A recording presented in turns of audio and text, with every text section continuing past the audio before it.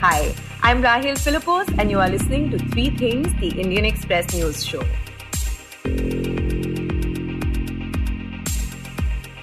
In this episode, we talk about the outcomes of the opposition bloc India's latest meeting in Mumbai. We also talk about an attack on a tribal woman in Rajasthan. But first, we talk about one nation, one election. On Friday, the central government announced an 8-member high-level committee which would look into the matter of conducting simultaneous polls in the country. When we spoke to the Indian Express's Apurva Vishwanath, she explained to us what that means.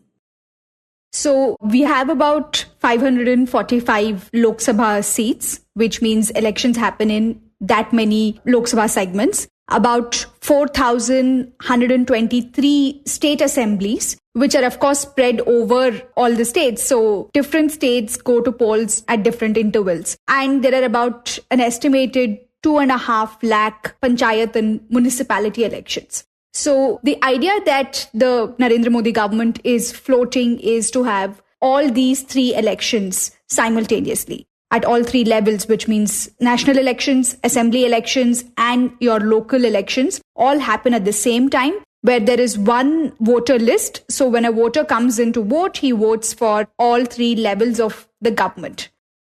And as we just mentioned, a committee which is headed by the former President Ramnath Kovind will look into the matter and make recommendations to the parliament about holding all the elections at the same time. Now, this created an uproar among the opposition parties, with leaders like Rahul Gandhi calling it an attack on India. And senior Congress leader Jairam Ramesh had criticized the composition of the committee, which includes leaders like Union Home Minister Amit Shah and former leader of opposition in Rajya Sabha Ghulam Nabi Azad. On the other hand, Delhi Chief Minister Arvind Kejriwal had come out saying that instead of one nation, one election, what the country actually needs is one nation, one education. One nation, one education. सबको एक जैसी शिक्षा मिलनी चाहिए. अमीर के बच्चे को भी, अंबानी के बच्चे को, अडानी के बच्चे को जैसी शिक्षा मिलती है, वैसे मेरे किसान के और मजदूर के बच्चों को मिलनी चाहिए शिक्षा. One nation, one education. To know more about the issue and the legal and political implications of holding simultaneous polls in India, my colleague Utsa Sarmin speaks to Apurva in this segment. So Apurva, can you first tell us what are the arguments given by the government in support of this idea of holding simultaneous polls?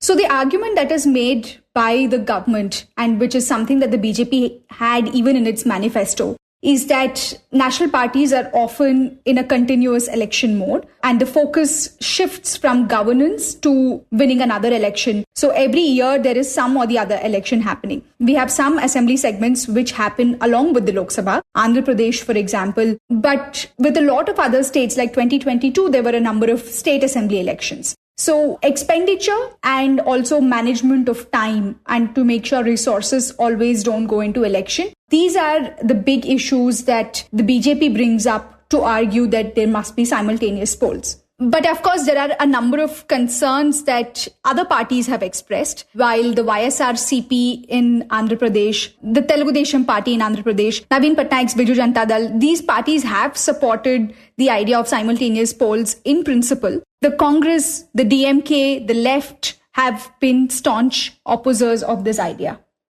Right, and what are the opposition's reasons for criticizing this idea? So one, of course, is for regional parties, like the DMK argues that the issues are different for different election. For a Lok Sabha election, for example, the issues could be national security, foreign relations, if there is a border dispute between India and Pakistan. These all are national issues, right?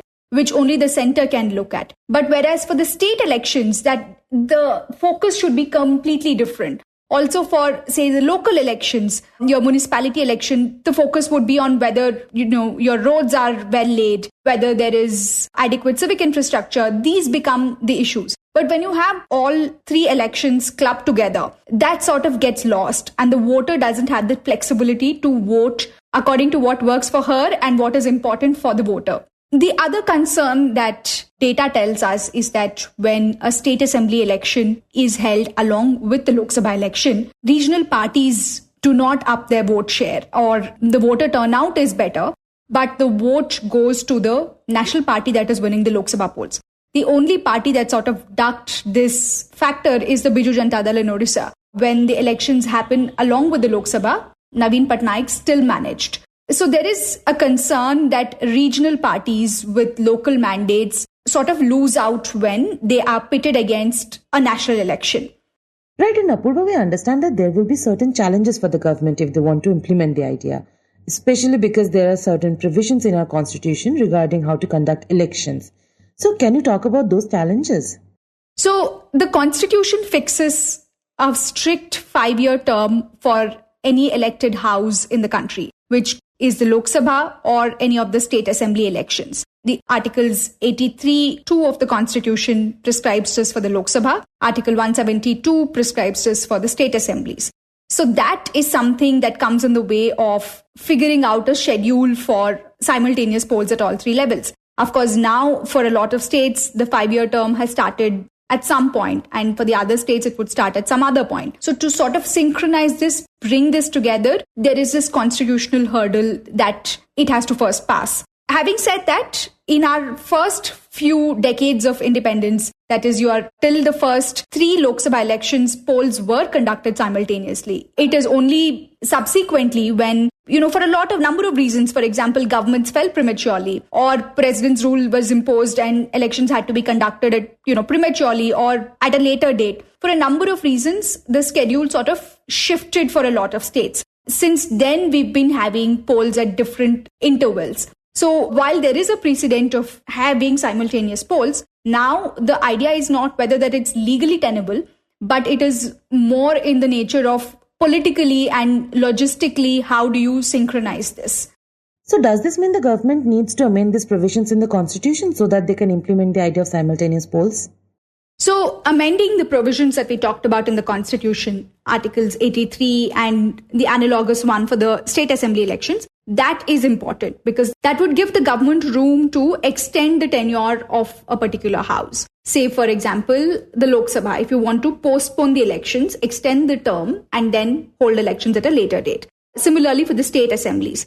But if you want to prepone it, if you want to hold early elections, then of course the option legally is to dissolve the assembly. So dissolution happens when the government resigns, falls. So you could have the chief minister and the cabinet resigning and calling for early polls, which is not uncommon. In the history of our Lok Sabha elections, we've had early polls or premature polls about 7 times now. So that is one option that the terms of reference for this committee is going to look at. The other aspect, of course, is you have to amend a number of analogous legislations, which is the Representations of People Act. The Representation of People's Act, in fact, prescribes limits for the Election Commission on when to call an election. So that needs to be amended as well. So whether all of this happens at one go, whether this should happen in a phased manner, so ultimately you bring all the elections together, is something that this committee will have to look into. Right, and we also understand that apart from requiring certain amendments, there may be challenges in the post-poll situations also. So could you talk about those challenges? So, of course, despite the changes in the constitution and other legislations, there are a number of scenarios which push the idea of simultaneous election into uncharted territory. What happens in the case of, say, a hung assembly? If no party wins a popular mandate, no party gets majority, then how do you form the government? And in the case of, let's say, normally, if who gets invited, if you can't form a government, then there is a chance of premature polls again, right? So there is a, say, president's rule imposed and after 6 months, nobody is able to form government and then there are premature polls. We saw that in the case of Delhi when in the first term of the Aam Aadmi Party, when Chief Minister Arvind Kejriwal resigned, the state went to polls less than 2 years after it first came into power. So what happens in the case of a minority government, right? So then there is a vote of no confidence that is initiated against the chief minister. And the chief minister has to prove his majority on the floor of the house. And when the chief minister fails to do so, the government falls. Once a government collapses, either there is another party which stakes claim, or if not, then early polls is a possibility. So how do you work around that? So even in the case of, say, disqualifications, when a number of people in a ruling party defect to another party, there could be a possibility of midterm polls. In that situation, how do you have it? The Law Commission, in its 2018 draft paper on this issue, suggested having a midterm poll only for the remainder of the term. So which means, say, after 2.5 years, the government falls and there are fresh elections. Those fresh elections will only be for 2.5 years, so as to not disturb the 5-year cycle that happens with simultaneous polls. But this also takes away the incentive for an opposition party to push out the ruling party, which may not have the mandate of the people anymore. Right? So that is a question to consider about whether a government would continue to be in place without the mandate from the people, without the will of the people. Then what is the sanctity of the vote that a citizen has exercised? There is another issue of when it comes to no confidence motion, right? The Law Commission suggests something called a constructive no confidence, which means it's not just that you are saying that the chief minister has to prove her majority and show that the House has confidence in the chief minister, but there should be a constructive vote. So when the House says we do not have confidence in this chief minister, the House also has to say who will replace that chief minister. Otherwise, such a no confidence motion should not be initiated is something that the Law Commission recommends. But for this, again, what if there is a scenario where nobody can be put in power? If there is no replacement for the chief minister, does that mean that the chief minister can continue without the mandate of the people? So these are some of the post-poll complications that the Kovind panel will now have to consider. Right. And Apurva, could you tell us about the kind of concern this push for simultaneous polls raise? So apart from the logistics of it, right now the VVPATs that we use, the EVM machines which are used for the Lok Sabha are reused for state assembly elections. To put together that infrastructure and to create a timeline is something that the government will have to look into. But more importantly, what this process of having a committee, talking to stakeholders, bringing consensus really entails is in a federal structure where states have a certain role to play. What does it mean for that part of our democracy? Would this curtail the powers that a state has? Because the idea of asymmetrical federalism is that there are checks and balances at different levels of government, the central government, the state government, and your local election, right? So does that take away this triple layer of accountability that a citizen has right now? That is something that the committee will really have to come up with a convincing answer for.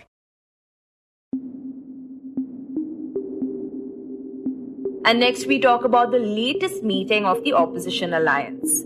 Last week, 28 parties of the India bloc met in Mumbai to discuss their strategies for the upcoming Lok Sabha polls. Now this marked the third gathering of the alliance. The previous two were held in Patna and Bangalore. And it's important to note that on the first day of the meeting, which was on Thursday, the central government called for a special session of parliament from the 18th of September to the 22nd of September without citing any reason for the session. Now, this announcement caught everyone off guard, including the opposition leaders who were present at the meeting. In fact, this news also had a role to play in the outcomes of this latest meeting. To know more about that, here is Utsa again speaking to the Indian Express's Manoj CG in this segment. So Manoj, this was the third meeting of the opposition bloc. Can you tell us what was on the agenda for the latest meeting?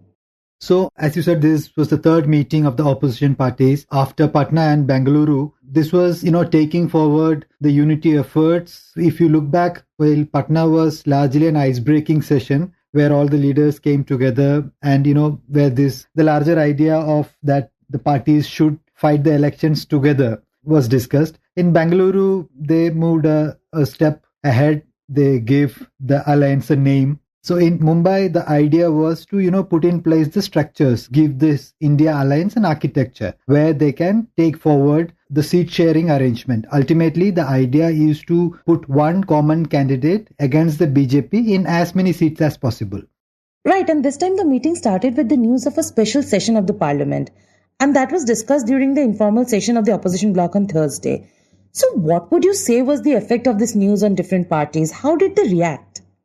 So most of the leaders reacted in different fashion. Of course, they were all surprised. Many thought the idea of this special session is to congratulate the government on the success of the Chandrayaan mission, the G20. So many of the leaders felt the government wants to pat its own back during this 5-day session. Some thought the government could be lining up some, high impact, big bills For instance, the women reservation bill, which has been, hanging fire for quite some time, a possible uniform civil code bill, and there is this talk about a one nation, one election bill. So they reacted variedly, but there was an underlying sense which many of the leaders had, was that the government perhaps is trying to do something. Now, they clearly don't know what the government is up to. Some of the leaders speculated that they could advance the elections, the Lok Sabha elections, and hold it along with the state elections in November, December, in line with its larger idea of this one nation, one election. Because along with Lok Sabha, two other states had gone to polls in 2019, Odisha and Andhra Pradesh. If those elections could also be advanced,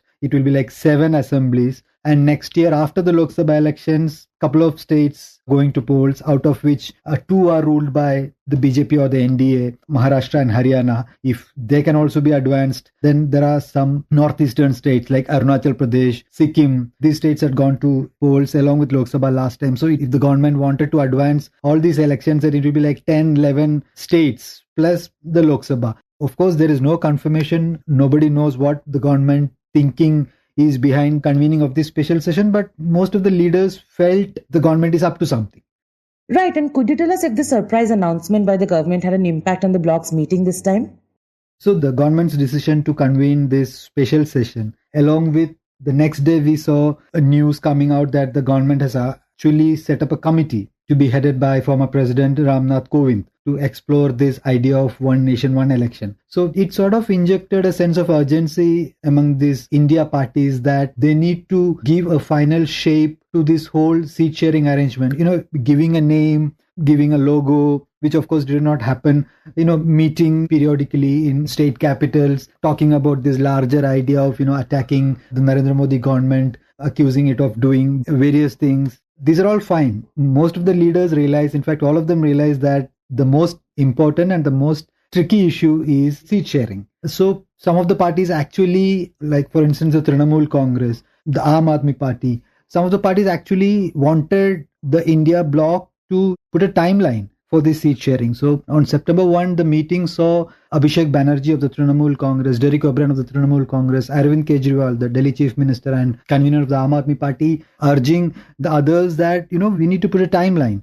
The main agenda of these parties coming together is to identify seats, at least 400 to 440 seats, 450 seats, where they can put up one common candidate against the BJP. So they wanted the bloc to, put a timeline, say October 15, say the end of October. This arrangement should be in place. But of course, that didn't happen. Some of the parties blamed the Congress for that, said they were going slow on this. But finally, the resolution that came out was that the parties are ready for a seat sharing arrangement. They will fight the elections together as far as possible, which is important. And they will start the seat sharing talks immediately on a state to state basis. So only they could not finally put a timeline to it. So in that sense, it's open. So Manoj, this part of the resolution, which mentioned that the alliance will contest the election together as far as possible, is that an indication that there might be some challenges ahead within the bloc? There will be challenges. And if you talk to, leaders of various parties, most of them would say that, seat sharing may not be possible in a couple of states. For instance, in Kerala, where the CPM-led Left Democratic Front and the Congress-led United Democratic Front, the LDF and UDF, have been fighting elections. There is no big threat of the BJP there. So they will continue to fight against each other. In West Bengal, where the Congress and the left are now on one side and the Trinamool is on the other, despite the BJP having put up a good show in the last Lok Sabha elections, in the last assembly elections, there is little chance of, a seat sharing among the left Congress and the Trinamool Congress in West Bengal. So it's highly unlikely. So that's why when I said they are looking at 400 to 440 seats, they are clearly deducting 100 odd seats. So this 100 can be, Bengal, Kerala, Punjab, and some seats across the country where there could be friendly fights. So most of the leaders are of the view that even if the alliance manages to put up candidates in 400 seats, 145, leaving 145 where there can be friendly fights, it would be a great start. But the idea now is to take up seat sharing arrangement on a state-to-state basis. Right, and for this, the alliance announced a 14-member coordination committee, which is representative from most of the parties. So can you tell us what kind of role this committee would play in the coming days? So the idea is that this coordination committee will now speak to leaders from states, say for instance, Tamil Nadu. So how can the seat sharing be done? Because these are very easier states. There's already a structure in place in Tamil Nadu where coalition is led by the DMK, and there was a seat sharing arrangement last time as well. Maharashtra, there is a Mahavikas Agadi consisting of three parties, the NCP, Sharad Pawar faction, the Uddhav Thackeray faction of the Shiv Sena and the Congress. So these are easier states. So now they will go from, take up seat sharing arrangement on a state to state basis. But again, there is no timeline, so it can linger on. Of course, there will be differences, there will be challenges. So, they will have to tackle all these as they progress. But of course, they will be keeping an eye on the moves of the BJP, of the Modi government. Of course, the special session is just more than a fortnight away. We will get a clear sense of where things are heading. But yes, there is now a sense of urgency among the opposition parties to conclude this arrangement. We'll have to wait and see how it plays out. Okay, and Manoj, the elections are less than a year away. Until now, seat sharing between the parties is not clear. We also do not have any clarity on their campaign strategies.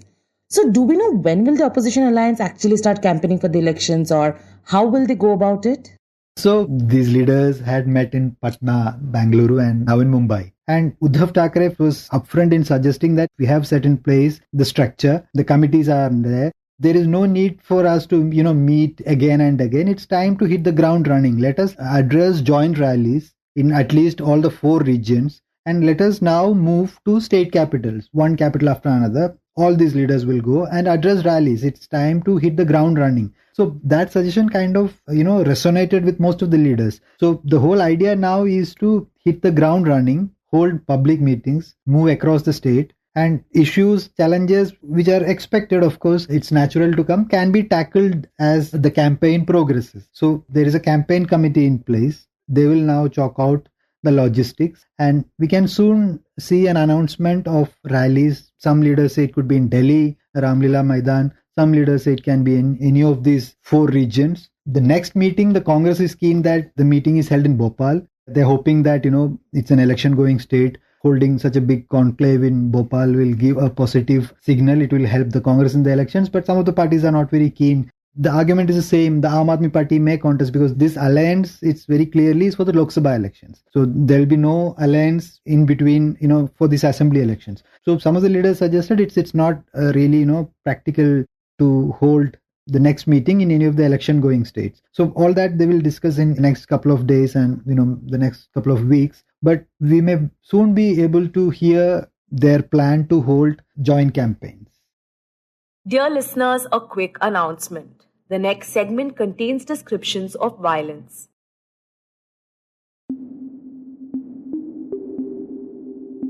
And finally, we talk about an attack on a tribal woman in Rajasthan. Last week, a video of a woman being beaten, stripped and paraded naked at a village in Rajasthan's Pratapgarh district went viral on social media. It was later found out that the woman was 20 years old, belonged to a tribal community and was 4 to 5 months pregnant at the time of the incident. And the key accused in the case was found to be the woman's own husband. The incident sparked widespread outrage, and the main opposition in the state, the BJP, once again questioned the Ashok Gehlot-led Congress government about the issue of women's safety in Rajasthan. In this segment, the Indian Express's Deep Mukherjee joins us to talk about what happened. So Deep, can you talk about what exactly happened to this woman in Pratapgarh district?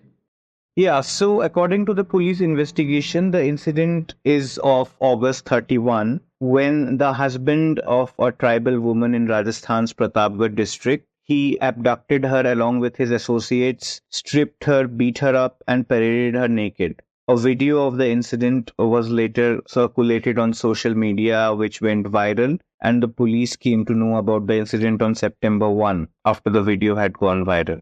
And was the police able to identify the motive behind this incident? Yeah, so the police have said that the prima facie, the main reason for this assault on the woman who was also pregnant of 4-5 months was because her husband was enraged over the fact that she went to live with her lover. So the police say that the woman was earlier married to another man, but then thereafter, as part of the custom called Nata Pratha, which is prevalent in the tribal belt, she started living with a second man who is now the main accused in the case and her husband. And that person was infuriated after she went to live with a third man, her lover. Right. And has the police taken any action against the woman's husband and his associates so far? Yes, so the police have arrested more than 7 people and have also detained several others, including juveniles. People who shot the video and were present at the time the woman was being stripped and paraded naked have also been rounded up by the police. And her husband, the main accused in the case, has been arrested. And most of the accused were identified within hours after the police came to know about the incident, and the arrests were made on Saturday. Right. And Deep, this comes at a time when the Gehlot government has already been facing a fair bit of criticism because of this women's safety issue in the state. So what have been the political repercussions of this particular incident? Yes, so the opposition BJP has slammed Ashok Gehlot government, and state BJP President CP Joshi has said that women are nowhere safe in Rajasthan. And the opposition has been holding protests and consistently cornering the government over what they say is the deteriorating law and order situation and lack of women's safety in the state. So yesterday, Chief Minister Ashok Gehlot visited the Pratapgarh victim and met her. And while he was talking to reporters, he said that politics was being done by the BJP by comparing such events with the incident in Manipur. He said that he wanted to tell Prime Minister Narendra Modi that when Manipur was burning, there was a civil war. 2 women were stripped naked, paraded in presence of police and raped, but the government didn't know about it for 2 months. And he compared it with the incident in Pratapgarh, with CM Gehlot saying that the accused were promptly arrested and the police had sprung into action. You were listening to 3 Things by the Indian Express. Today's show was edited and mixed by Suresh Pawar. It was written and produced by Utsa, Sarmin and me, Rahel Philipose. If you like the show, then do subscribe to us wherever you get your podcasts. You can also recommend the show to someone who you think will like it. Share it with a friend or someone in your family. It's the best way for people to get to know about us. You can also tweet us at Express Podcasts and write to us at podcast@indianexpress.com.